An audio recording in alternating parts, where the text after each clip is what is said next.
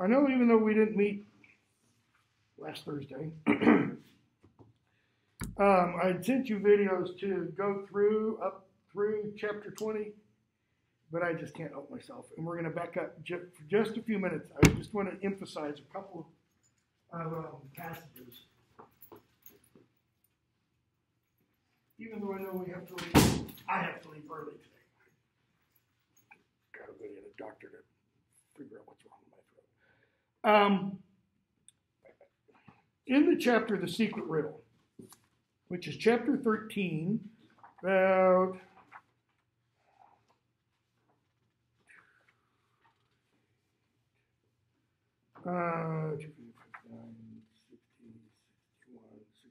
somewhere around 262, I think. Hold on, let me put that back there. Harry and Dumbledore are talking, and we see the memory of, or we hear Dumbledore recounting one of their previous lessons. And in that previous lesson, memory, we see Voldemort, attempt to sell, or Dumbledore talks to him, Harry, about Dumbledore, selling things to Burke and such, right? The locket specifically. And Harry says, but she could do magic. She could have got food for herself by magic, couldn't she? Talking about Voldemort's mother. Dumbledore says, yeah, she might have, but, I'm just guessing again. He says she stopped doing magic, or she stopped having the ability to do magic. He says it's possible that her unrequited love and the attendant despair sapped her of her powers. That can happen. In any case, as you're about to see, Merope refused to raise her wand even to save her own life. Harry, she wouldn't even stay alive for her son? Dumbledore raised his eyebrows. Could you possibly be feeling sorry for Lord Voldemort? No, says Harry quickly. Why?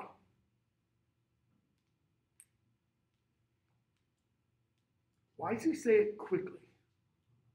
So there's, to make it a point that he's not feeling any other type of way. Okay. Or to not establish any doubt. Is it true?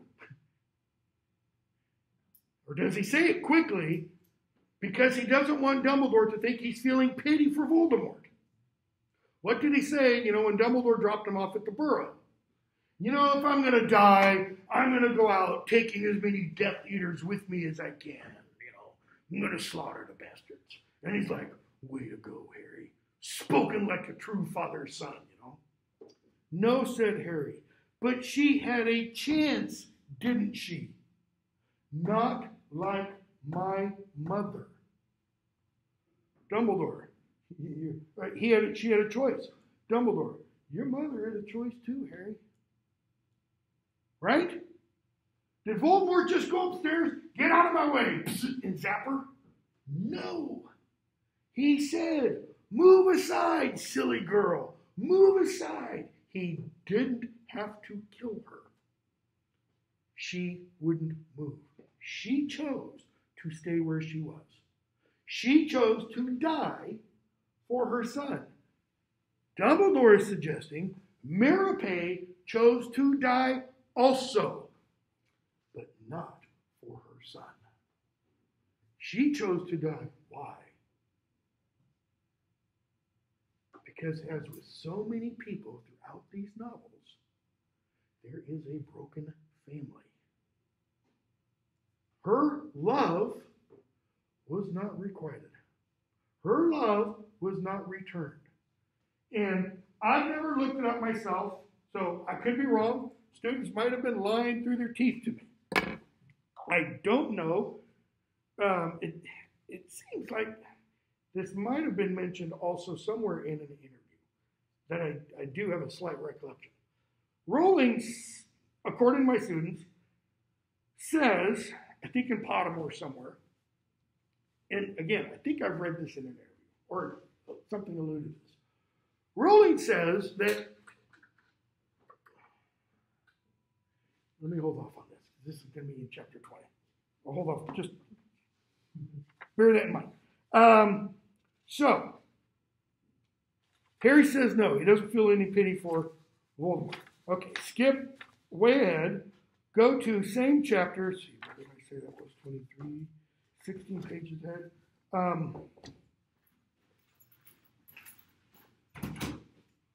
Somewhere around 275 or so. Okay? Dumbledore and Harry are talking again. And Harry has seen Dumbledore meet Tom Riddle at Mrs. Cole's at the orphanage. All right? And he has seen Tom Riddle speak Parseltongue. All right? And notice where, in the teaching episode, Dumbledore's like, you remember how he behaved?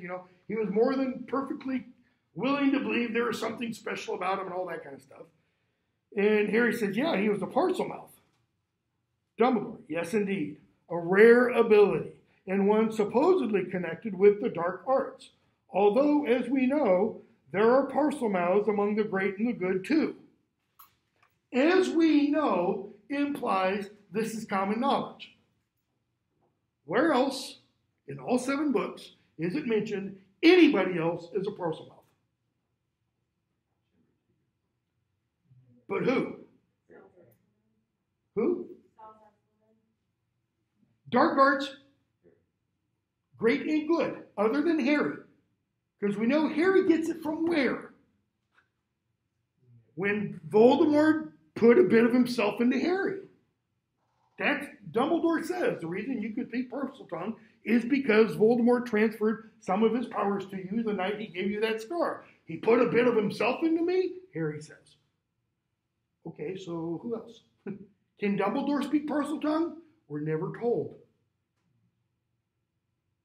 Though it's implied, possibly, that he understood what was said. What does everybody else hear when they hear somebody speak Parseltongue? That's it. Okay? Just a little question I had there.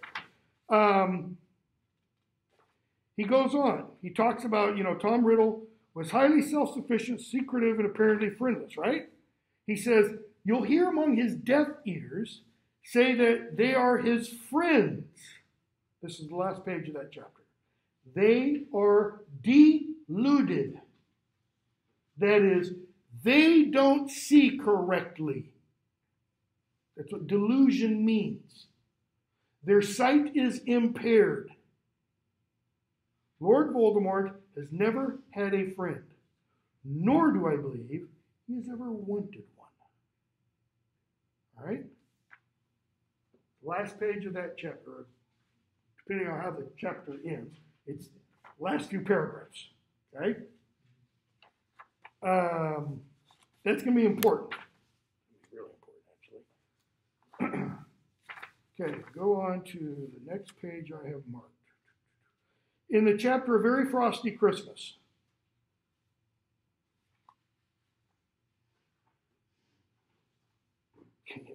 and again, look at, we're going to talk about this. Opening page.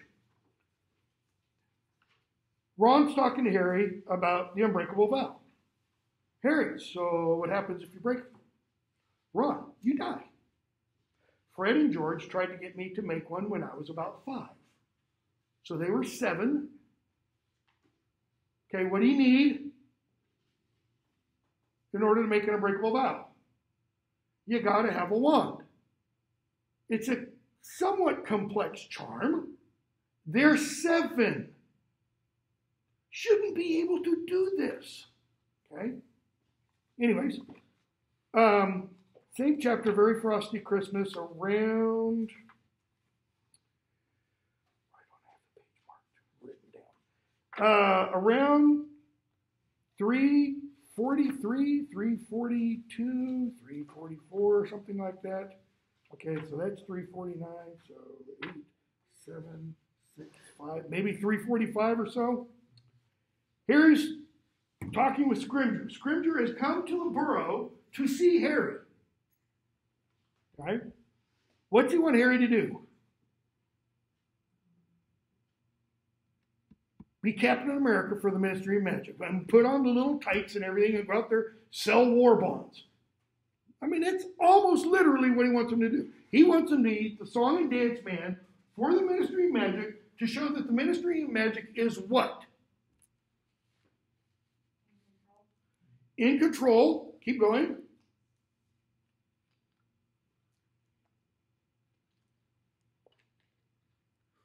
Doing something. That it's not just investigating. Okay? He says, when Scrimgeour asks, what's Dumbledore up to these days?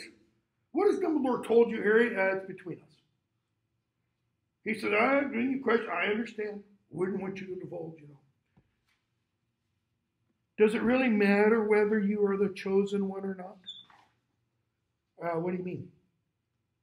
Well, I mean, it's going to matter to you, right? Because, you might be the one who does, said Scrimgeour with a laugh. But to the wizarding community at large, it's all perception, isn't it? What does that mean? It's all a matter of public relations. It's all a matter of the spin that can be put out there. And that brings up what? Echoes of Book 5. Because what did the Ministry of Magic do? It started issuing all this propaganda through the Daily Prophet. Dumbledore's lost his marbles. Harry Potter's crazy, possibly in league with the Dark One. It's what people believe that's important.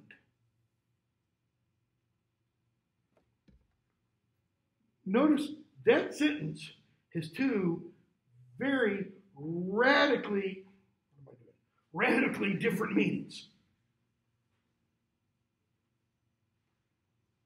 People think you are the chosen one. They think you quite the hero. Which you are, of course, Whether or not you are the chosen one. How many times have you faced you must not be named now? Notice, he doesn't use the name. He was the head Auror. He doesn't call him Voldemort. Right? Hermione's already started calling him Voldemort. Well, anyway, the point is you are a symbol of hope for many, Harry, right? Go back to Dobby, Book 2.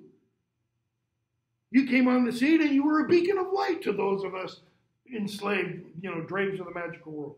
The idea that there is somebody out there who might even be destined to destroy, who must not be, it gives people a lift. It makes them feel better. It makes them sleep easier at night.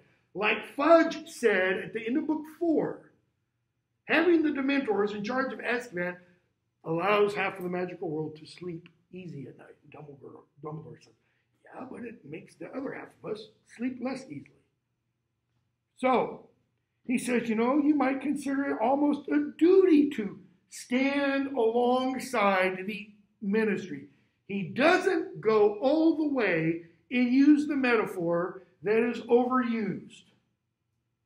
The metaphor that you hear whenever there is a sudden, horrendous, kind of catastrophic event, whether a man-made catastrophic event, terrorist act, or a natural one, like a giant earthquake or something, where you'll hear, 9/11. Tony Blair immediately called on, the phone to George Bush, and then they arranged a meeting of the two, and Blair came out and said, Great Britain stands shoulder to shoulder with the United States. What does that mean? It is a very old military metaphor. It goes back to ancient Greece with the phalanx. Protecting your side. Can't remember the other guy's name. Holder, Obama's first attorney general, said he was Obama's wingman. I got your flank, I got your back, I've got you covered. But the shoulder to shoulder actually implies when you have somebody here and you are interlocked, the way of Greek phalanx, the shields would be locked. So you have shields this way and shields this way. And they just moved like a tank. That's why they were pretty much invincible. Okay? Harry, stand alongside the ministry. Okay, so is Harry really this dumb? No. He's fishing. Harry's going, well, I don't know what you meant there, Mr. Minister. Why don't you explain it a little clearer? If you were to be seen popping in and out of the ministry from time to time. So you'd like to get the impression I'm working for them? It would get ever. Come on, Harry. The chosen one, it's all about giving people hope. What kind of hope is he talking about, though? What kind of belief is he talking about? False hope, false belief. Again, it's all an image. It's smoke and mirrors. Okay? Harry, but then people will think I support what the ministry is doing, such as locking up Stan Shumpike, who's been imperious. Harry, I don't want to be used. A phrase that just will echo once you get to the end of book 7. Okay, go on.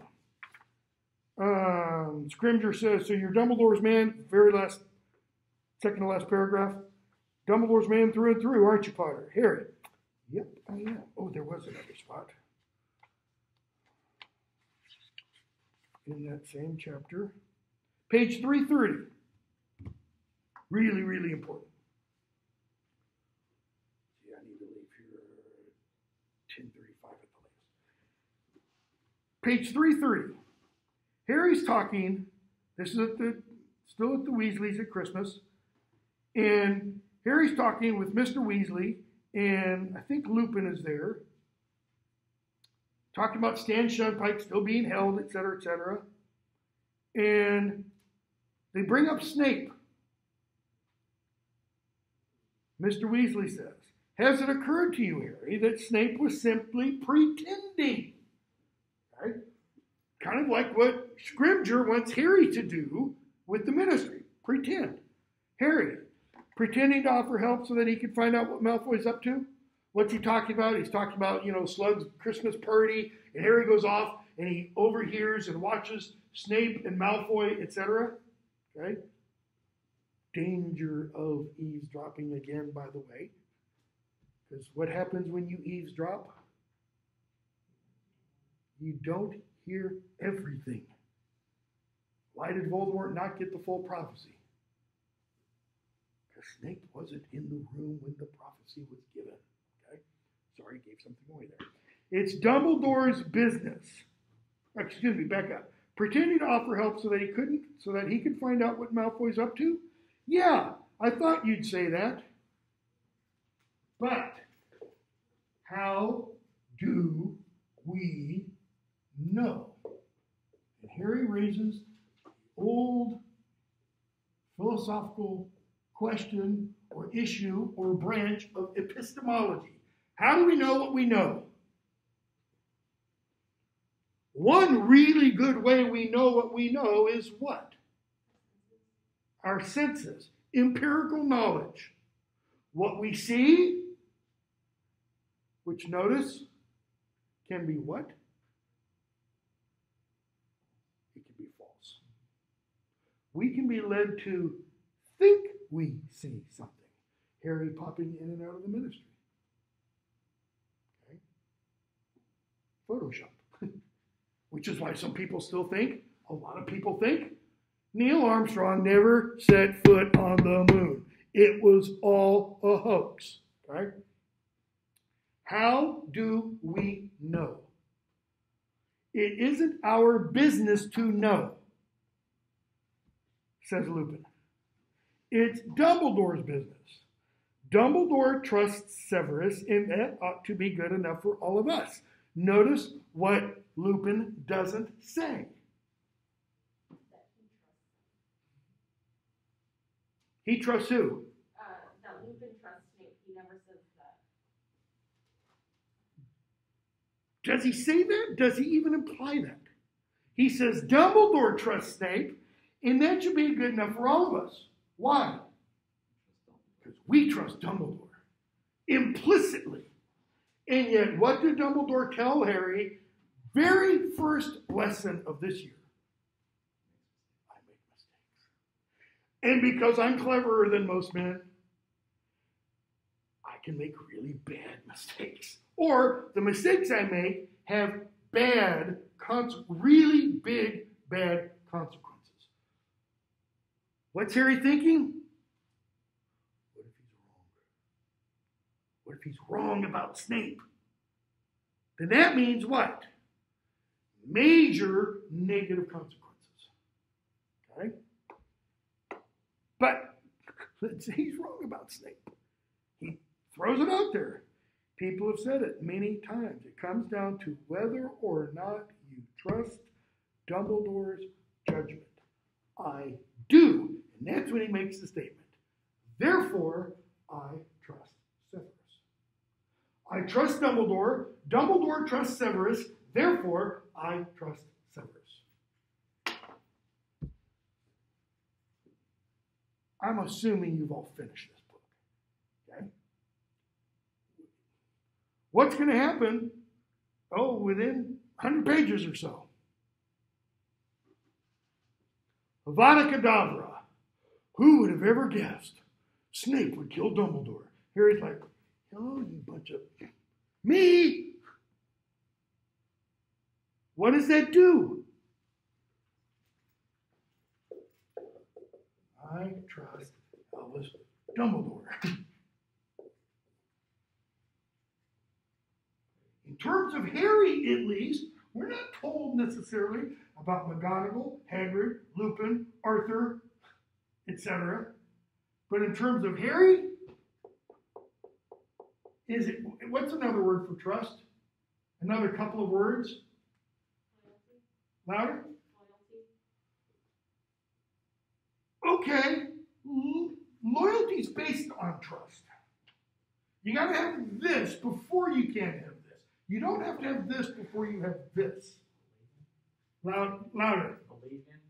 Belief. Faith. Hope, which is born out of these. Notice he meets with Luna at the end of book 5, and she does what? She gives him a little bit of this. All of Harry's belief in Dumbledore is totally shattered. Okay? But Dumbledore can make mistakes. He says it himself. And then Harry makes a fatal mistake. Do you honestly like Snape? He equates trusting Snape with liking Snape. And he says it's not a matter of liking. I neither like nor dislike. I am totally objective when it comes to an emotional attachment to Severus Snape. That's bullshit. He is lying through his teeth. Why? Because of his previous experience. Yeah, Snape's a bit of a rotten jerk. But what did Sirius tell Harry? The world isn't divided into Death Eaters, non-Death Eaters. In other words, there can be people you trust that you also don't like. Okay? So, go on from there. Now, go on from there to a sluggish memory. This is around page, I don't have it written down, 361, 2, 3, 4, somewhere around 365, 366. Harry and Dumbledore are talking about Morphin. Okay? Morphin gets charged for a murder.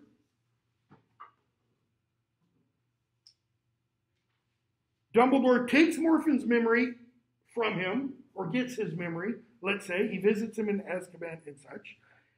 And Dumbledore says, in the paragraph that begins, it took a great deal of skill and gillimancy to coax it out of him. Why should anybody delve further into Morphin's mind when he'd already confessed to the crime? I extracted this memory with difficulty. When I saw what it contained, I attempted to use it to secure Morphin's release from Azkaban. Okay? Why? What kind of person is Morphin? Go back to Harry's comment about Lupin liking Snape. Is Morphin, for most normal people, likable? No. And yet Dumbledore tried to get him released from Azkaban. Wouldn't most people feel safer at night knowing a Morphin Gaunt is in Azkaban? Yeah.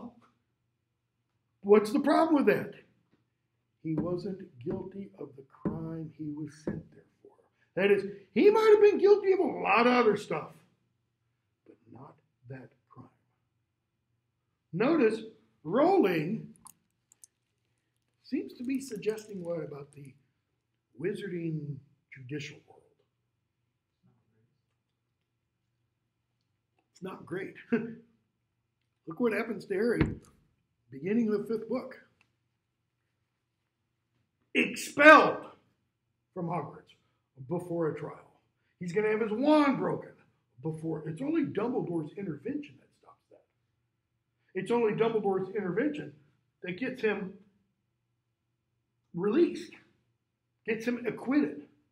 Dumbledore tells Snape, Chamber of the Secrets, innocent until proven guilty, Severus, and yet there is nothing else in the entire series of novels that suggests that that idea is operative. Because what do we see repeatedly? Shoot first, ask questions later. I mean, what do we find out about Barty Crouch Sr.? He approved, notice, a single person, head of the Department of Magical Law Enforcement. He approved the use of the unforgivable curses. They didn't have to go through the Wisengamot. They didn't have to go through some kind of legislative body. It was one person who said, you can kill on sight. No questions asked. It seems a little spooky. Okay? So, now we go on to, skip that. Briefly, Chapter 20, Lord Voldemort's Request. So Harry and Dumbledore talk about Slughorn's memory. He says, you've done everything you could. And he fudges. Okay. So Dumbledore tells Harry, Voldemort wanted to come back to school immediately upon graduating, wanted to be a teacher. Harry was like, and Dumbledore explains, page 431, bottom of, or some might still be on 431, it might be the previous page. He was more attached to the school than he's ever been to a person. Hogwarts was where he'd been the happiest.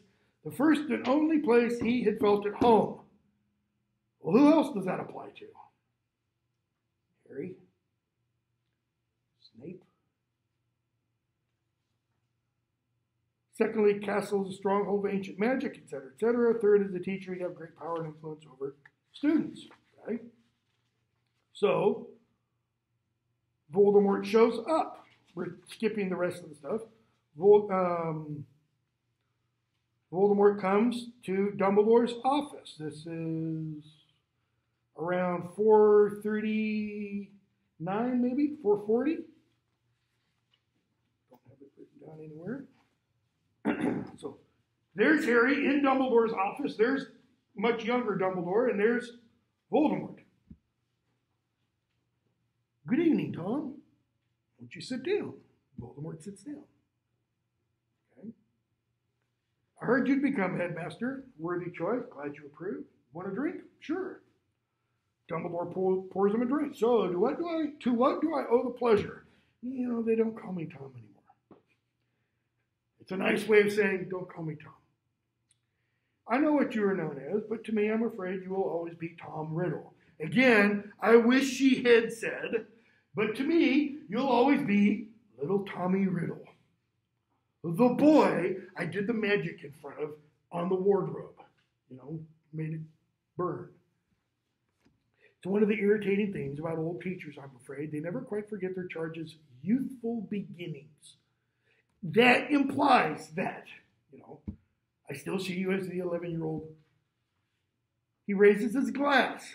Nevertheless, Harry felt the atmosphere in the room change suddenly. Dumbledore's refusal to use Voldemort's chosen name was a refusal to allow Voldemort to dictate the terms of the meeting.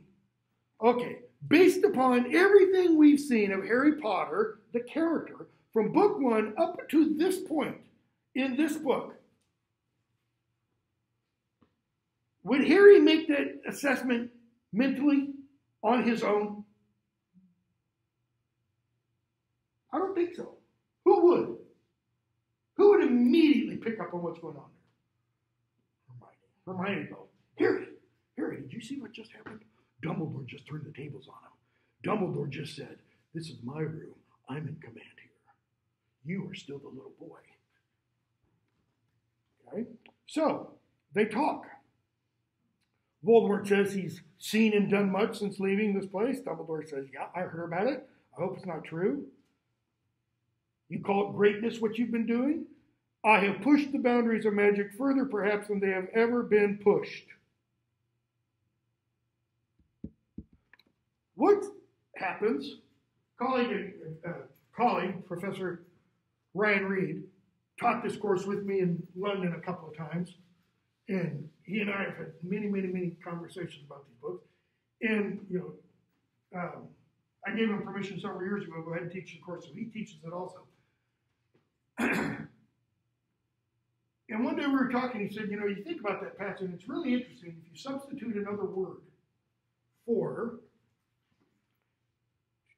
magic, what happens if you substitute the word science?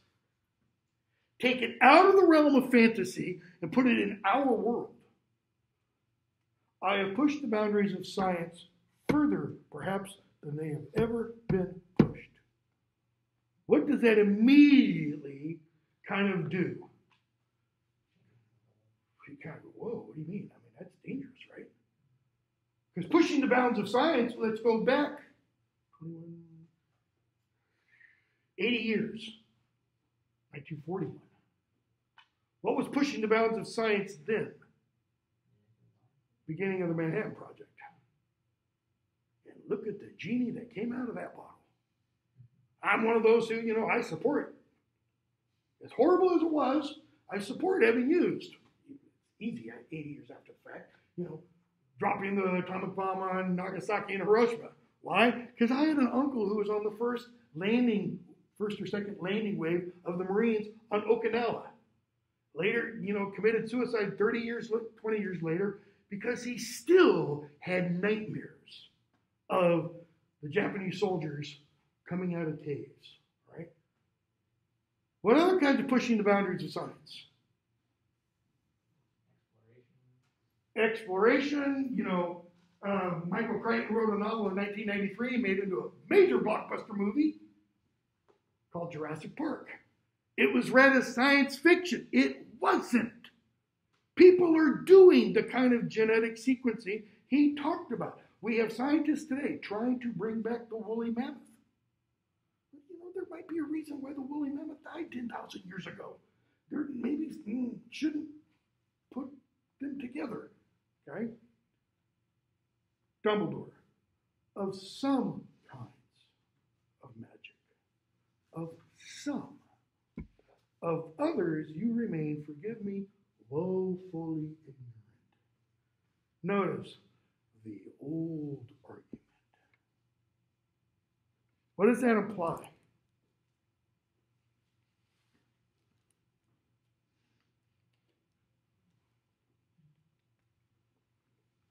We've had this talk before. That's what it means. Voldemort and Dumbledore have talked about this issue in the past. It's the old argument. It's the old debate. You have your side, I have my side. Dumbledore is talking about one kind of magic. Voldemort's talking about another kind. And I don't mean dark arts, light arts. I mean, there is a kind of magic that's over here, and there's a kind of magic that's over here. The kind of magic Voldemort has talked about is what kind of magic? It's done with what? It's done how? Wand, spells, charms, potions. In other words, it's all the kinds of magic that they're taught at Hogwarts. What kinds of classes are they not taught at Hogwarts? Notice, it's a very broad, open-ended question that refer, what kinds of magic are they not taught that refer to the kind of magic Dumbledore's talking about. Look at what it says. Nothing I have seen in the world has supported your famous pronouncements, like Dumbledore has stood up in front of the school before and said, love. It's the greatest magic there is. That love is more powerful than my kind of magic. Okay? Love versus, what's he mean, my kind of magic? Spells, wands, potions, that kind of magic. Because what does every one of those rely on? Or let me put it another way. What does every one of those do? It goes back to what Tolkien says in that fairy story essay. It's the kind of magic that Tolkien defines in the fairy story essay. It is the domination of wills and things, right? You mix a potion for what purpose? You're controlling something in some way or another. You utter a spell. You are controlling something in some way or another. You wave your wand. You are dominating something, which is all about what? Power. This is never about power. Love is never about power. Love gets to what Tolkien says is what fantasy is all about. And I'm going to explain this in just a second. This shared enrichment idea. Okay? How so?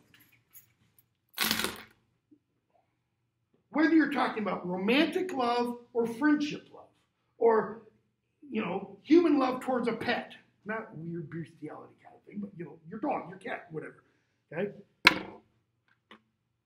What's at the heart of that? All the time.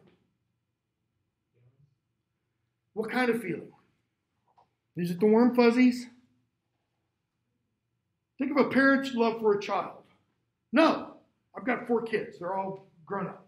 But it's never all just about the warm fuzzies. Because you're holding the baby with the warm fuzzies and the baby gets a smile and damn it, I got to change a diaper, kind of thing. Okay? Or the kid does something you don't like. You don't like it, you get angry. It doesn't mean, you kill them. Think of this.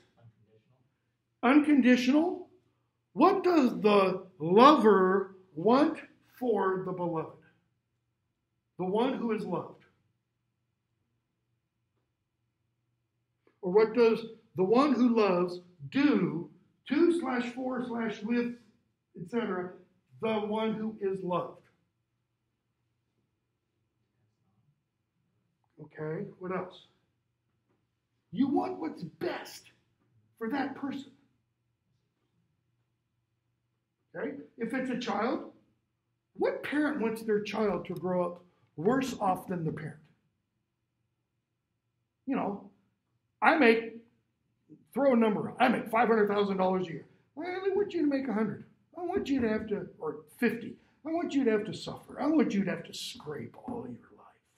To have to, look in the bottoms of seat cushions. Been there, done that, early years of my marriage. To find enough money to buy a loaf of bread.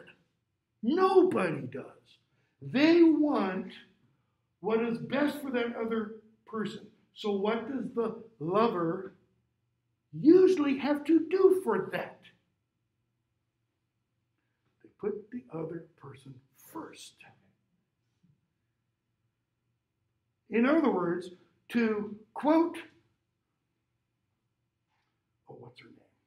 The old one, can't remember her name. The Grand Sorceress in one of the late Marvel movies, talking with, it's in Doctor Strange, talking with Doctor Strange. It's not about you, Stephen, she tells him.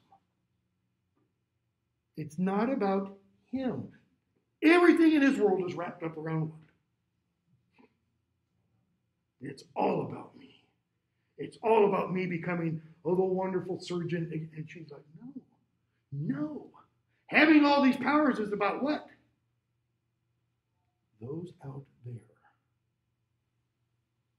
It's about the ultimate putting somebody before you, sacrifice. Right? Okay.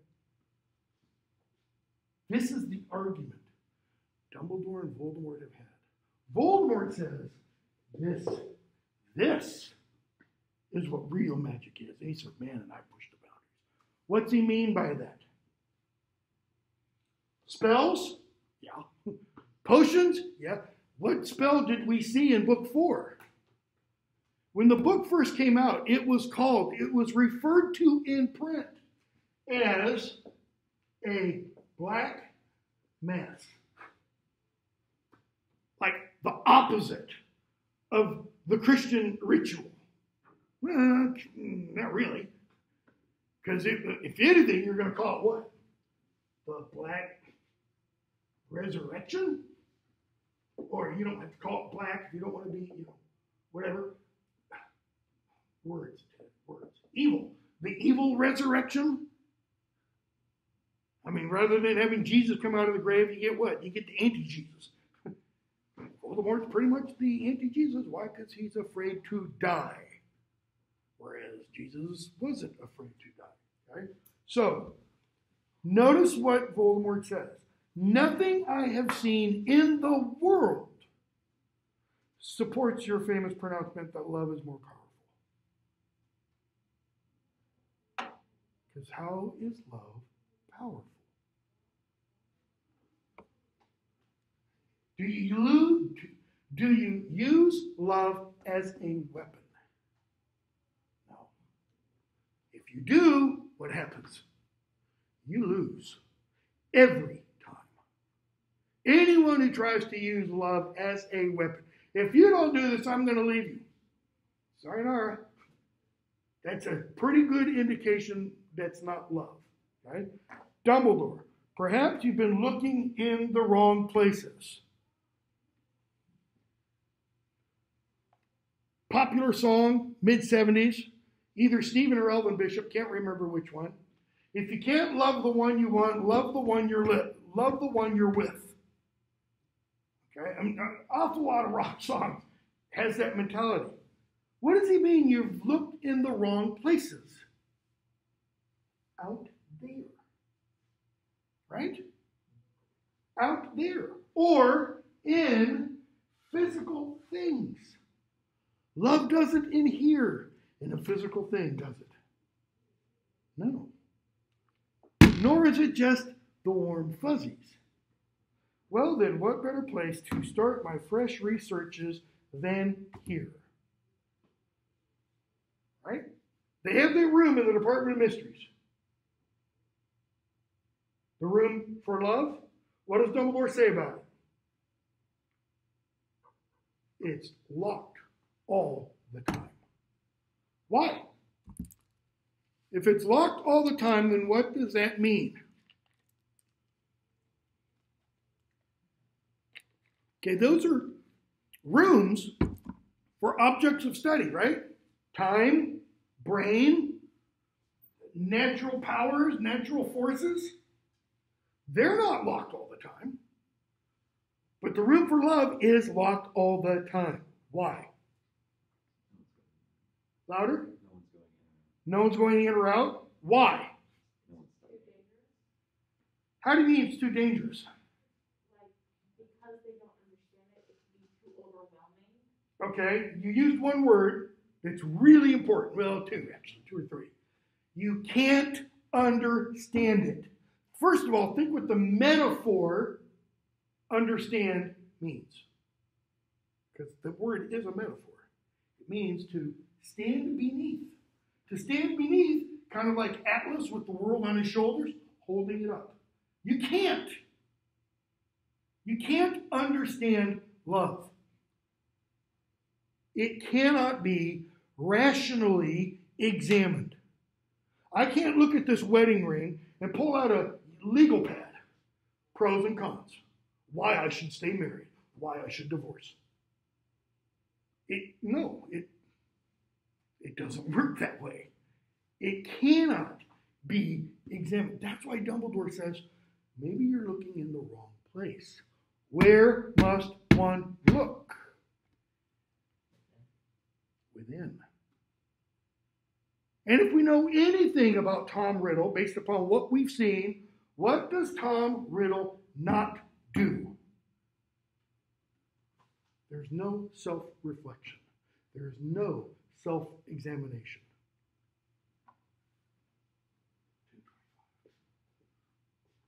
I think I've mentioned this before. Ancient Greece, Delphi. There's an oracle. Oracle is one who spoke for the gods. Okay? You can go to this place today. You can go to the actual place where the oracle at Delphi supposedly spoke. They now know, scientists, there's a fissure there that every now and then these gases are emitted from the earth.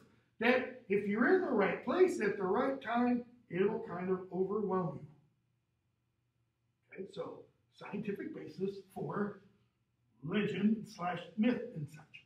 All right? Outside the building where the oracle, a woman, sat and would speak on behalf of Apollo, there was a stone, and inscribed on the stone were two words. In ancient Greek, it might have been one word, but it meant the same thing. Know thyself. Okay? And in all the in many of the references in Greek literature to people who go to speak by the oracle, or go to hear from the oracle, if they'd only stopped and paid attention to this, they didn't need to go to the oracle. Because what they were seeking would be found here. But they don't. They think the knowledge is out there. Or out there. You know, the truth is out there. Kind of thing. Dumbledore. Voldemort. Will you let me share my knowledge with your students? I place myself and my talent to you. I'm yours to command, you know. I can teach you all this really good stuff. Hermione, end of book 1, Harry says, Hermione, you're the cleverest person. And she goes, oh, Harry, books and learning, you know, is one thing. Loyalty, friendship. The real magic in the books has nothing to do with this. It has everything to do with this and other magic like it. Like trust, friendship, loyalty. What makes the DA the DA? Dumbledore's Army. It's their friendship, loyalty, trust, love, etc. among each other and for Harry. You're going to get to the end of book 7. And what Rowling's going to do is she's going to say, nonsense. Nonsense. That's why Quidditch, you know, becomes nothing. Quidditch is all about what? Physical skill. Becomes nothing. What kind of physical skill do you really need for an Expelliarmus? You don't. Expelliarmus is all about a virtue. What's the virtue Expelliarmus reveals? What are you trying to do? You're trying to disarm that other person. Why? So they can't harm you? Yes. Also why? So they don't harm themselves. in the process of trying to harm you. I had a student who, practitioner of Tai Chi, I think it was Tai Chi, and he said, it wasn't Tai Chi, it was something else. It's another more modern.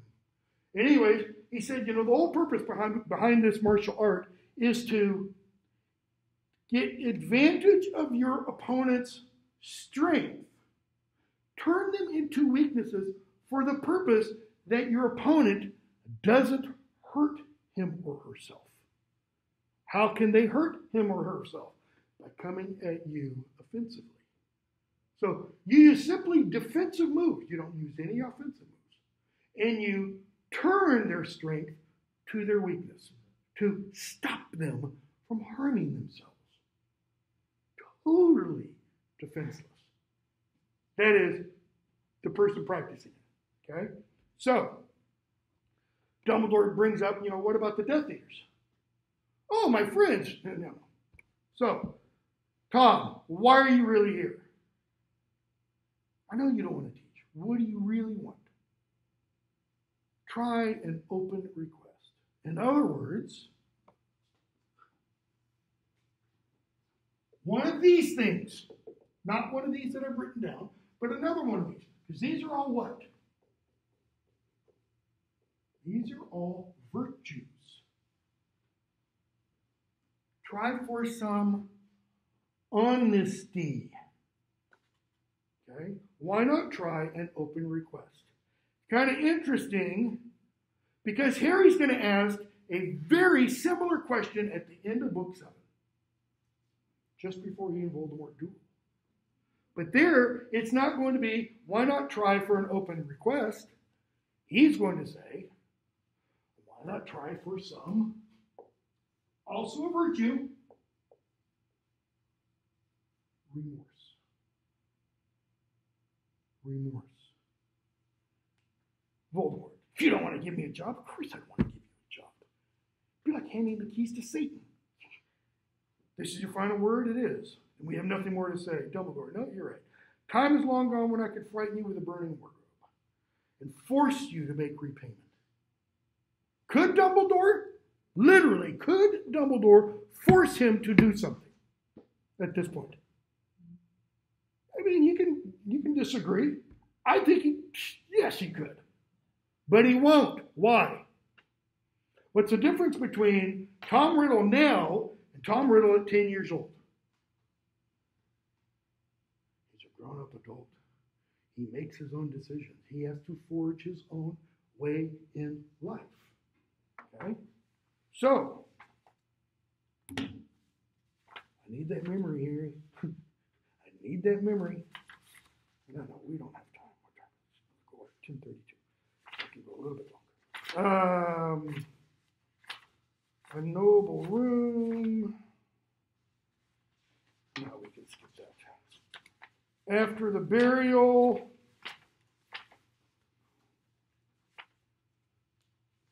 How does Harry get the memory?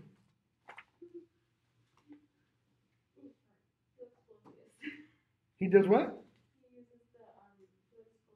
He loses Felix Felicis. Good fortune potion. Okay? How else?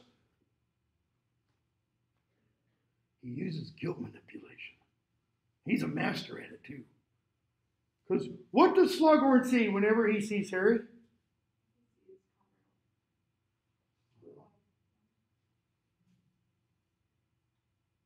sees Lily. Harry has Lily's eyes. And Harry's like, look at me. Look at my eyes. Would you even do this for my mother? Because she was good at what? Slughorn says. She was really good at potions. He remembers. Okay? So Harry gets him to reveal the riddle, the memory. And I should have gone further because we're supposed to finish on, right? Are we? Am I confused? No, I'm not confused. Yeah, we finish on Thursday. I knew I'd spend too long doing all that. So Thursday we will have to pick up with chapter 23, Horcruxes. And now a lot of stuff is going to start, falling into place. Okay, I've got to go.